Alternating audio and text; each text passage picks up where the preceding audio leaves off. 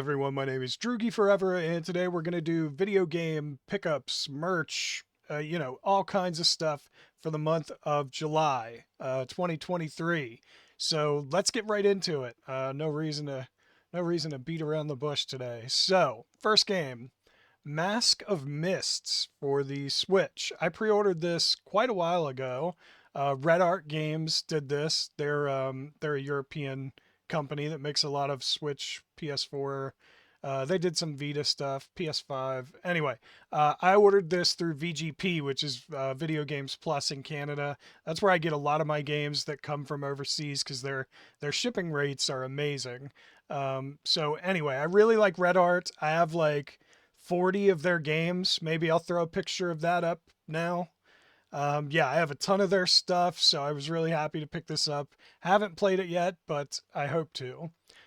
Next is a movie, and we're going to come back to this person at the end, but I keep showing these movies. These are the only movies I show on these pickup videos. This is a new David Lynch Criterion Collection Blu-ray that I got. This one's Inland Empire, which was the last feature-length film that David Lynch did all the way back in 2006. He did Twin Peaks The Return, like 5 years ago, but that wasn't a feature-length film.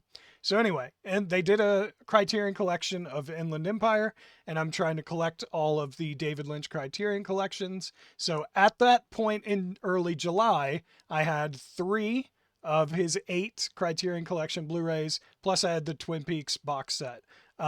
At the end of this video, we're going to show another David Lynch movie that I got later in the month. So anyway, after that, I got this blue Robbie the Rabbit from After the Credits, and it plays sound. If you push its hand, I think, or its stomach, it plays sound. I already had the pink one that was exactly like this. The blue one, I think less people knew about this one. It seemed like not as many people were aware of it or picked it up, so I was pretty happy to get this. Let's see. After that, Jet Set Knights. This is a limited edition Vita game that I got from Play Asia.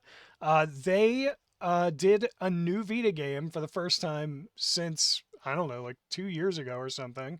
I got number 169 out of 1,000, I believe. We thought Vita production was done and that all the games had been released. And then all of a sudden, here's Play Asia announcing, hey, we were moving warehouses or whatever, and we found a last Vita game. So I will definitely be opening this and playing it at some point, because I play everything on my Vita. Like, I have some of the rarest Vita games in existence, and I've opened most of them because I like playing them. People are like, it's stupid to open those. I don't give a shit. I want to play them. I like playing my Vita games. So yeah, that was really cool pickup. Really happy to have that. Next up, this is Pilgrims and Happy Game. It's 2 games in one for the Switch from Super Rare Games. Now, I really, really wanted the Happy Game cover. I'm really upset that I didn't get the Happy Game cover because I'm a huge fan of Happy Game. It is an amazing horror game. It's so much fun. And Amanita Design, they make some great stuff. Machinarium, Creeks. I have a bunch of their physical games. So I was really happy to pick this up, even if I did end up getting the Pilgrims cover, which I was a little upset about. Happy Game's worth it, just to have a physical copy of that game. Next up, another Vita game. This is Asphalt Injection, I think it's called. Yeah, Asphalt Injection. Sorry, that terrible GameStop sticker covers half the freaking title. So Ubisoft made this, and it has like licensed cars in it and stuff. I had never heard of it, and I've never played it, but it was on the list of Vita games that I needed to pick up for my collection, and I was like, hey, I may as well grab it. I'm trying to full set Vita, which is the only console I ever want to try to full set. So if I'm missing a game and it's not too expensive, I'm going to grab it.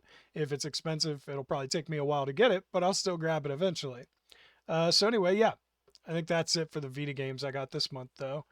All right, next up, Shadow Warrior 3. This is a PlayStation 4 game from Special Reserve. Now, after they announced this and sold us our pre-orders, then they put out a definitive edition for PS5, which released sooner and is on the console I'd rather have and is cheaper. So I was really pissed about this. This is irritating. Special Reserve did this all the time, which is why I don't buy from them anymore. And it's looking like their operation's kind of winding down. They haven't done a game in a while, and I think it's because of them getting. And it might not be their fault. It might be Devolver doing all these retail versions, and they don't have control over it. But whatever the reason, I mean, it still sucks. So anyway, number 2058 out of 2500. So I got a really shitty number too. Yeah, wasn't real happy with this at all. I'm gonna throw up a picture now of my full set of Special Reserve stuff. It's not a full set. It's just my set of Special Reserve. Carry On is a Switch game. Death's Door is PS5. Downwell's PS4. Serious Sam is Switch. Shadow Warrior 3 is PS4. Taylor's Principle is Switch. Trek to Yomi is PS5. So yeah, that's my set. Trek to Yomi is another one that they screwed over people on. Death's Door and Carry On, I think, ended up coming retail too. Shadow Warrior 3. So Serious Sam didn't go retail. That's one of the ones. And then Taylor's Principle, I don't think did either. So we got lucky on those, but the rest of them, yeah, we got a little screwed over there. So, okay, next. Silent Hill 3 rust colored vinyl from the official Konami shop. And I guess I'll put up so background time. Konami shop did a Silent Hill 2 rust colored vinyl. It sold out in seconds and no collectors got them. And the reason for that is you had to buy them in multiples of, it was either 5 or 10. And Konami tried to argue that collectors were able to get them. I went through every response because you'll always see people on Twitter being like, yeah, I got one, right? I went through every response for all the tweets about this vinyl. Konami did not allow a single collector to get one. They all went to resellers, all of them, every single one. And I was there the second, I was refreshing just like everybody else. I didn't get one either because it wanted me to buy 5 or whatever. So Konami really fucked up and like almost refused to admit their mistake. And finally they were like, okay, well, we're just going to do all 4 rust colored. So the Silent Hill 2 one actually has more copies in existence than the others because they did 2 prints. But they went ahead and did the first 4 games all rust colored. And I already had 3 versions of the Silent Hill 4 vinyl and 3 versions of the Silent Hill 1 vinyl. So I was like, well, I don't need those. And then the Silent Hill 2 rust colored one, I found one on eBay for not too much more than I would have paid from Konami. So I got one off eBay. So I had it already, the rust colored one. And another thing that pissed me off about that, they gave one to Whitney, the world record holder, Guinness World Record holder for biggest Silent Hill collection. They gave one of the rust colored Silent Hill 2 vinyl to her. And it's like, fucking hell, man. No collectors got one and you gave one to them. Like, why is it fair for her to get one if the rest of us didn't? That pissed me off. I was furious. I fucking hate Konami. Every fucking step they take is just a huge mistake. So anyway, the one I really wanted was Silent Hill 3 because I only had one version of the Silent Hill 3 vinyl and I got it from Data Discs. That was the only version I was able to get. Everywhere else, it kept selling out before I could get it. I have some crazy stories with that too, but anyway, I won't take up more of your time here. I'll throw up a picture of my full Silent Hill vinyl collection. This is all of them, probably minus the Silent Hill 3 rust-colored one. I don't know. I don't know what all is in this picture. I took it before I recorded this video. So anyway, there you go. All right, next up. So Limited Run had a little shipment come in. I got Cat Lateral Damage Remastered for the PS5, which is basically a remastered version of the game. It doesn't even look remastered, but I bought it because at the time I was buying a bunch of PS5 games, and now I've kind of slowed down on that. But I'm almost at 100. I think I have 92 now, or 93. Anyway, that's A Boy and His Blob Deluxe Edition, and I'll throw another picture up here because I found my Wii copy of A Boy and His Blob. I actually also own this game digitally on PlayStation 4, Vita, and Steam. So I own this version of A Boy and His Blob all over the place. And yes, I bought the collector's edition of the retro A Boy and His Blob collection that Limited Run put up. That will be arriving probably by the end of this year, I would imagine, or maybe early next year. So I'll show that off in a future video. Okay, next up.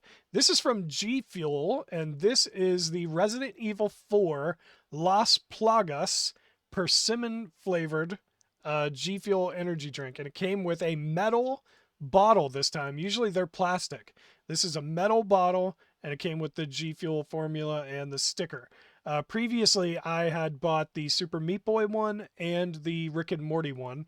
Maybe I'll throw those pictures up here if I can find them.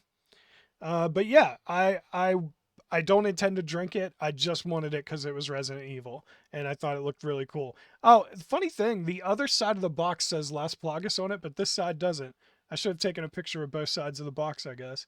The only difference between this side of the box and the other is that it says Las Plagas on the other side. Interesting. Okay, anyway. All right, so second to last pickup of the video. This is, I mentioned this earlier, this is Mulholland Drive, which is a David Lynch Criterion Collection Blu-ray. So anyway, my girlfriend grabbed this for me because I'm trying to complete that set.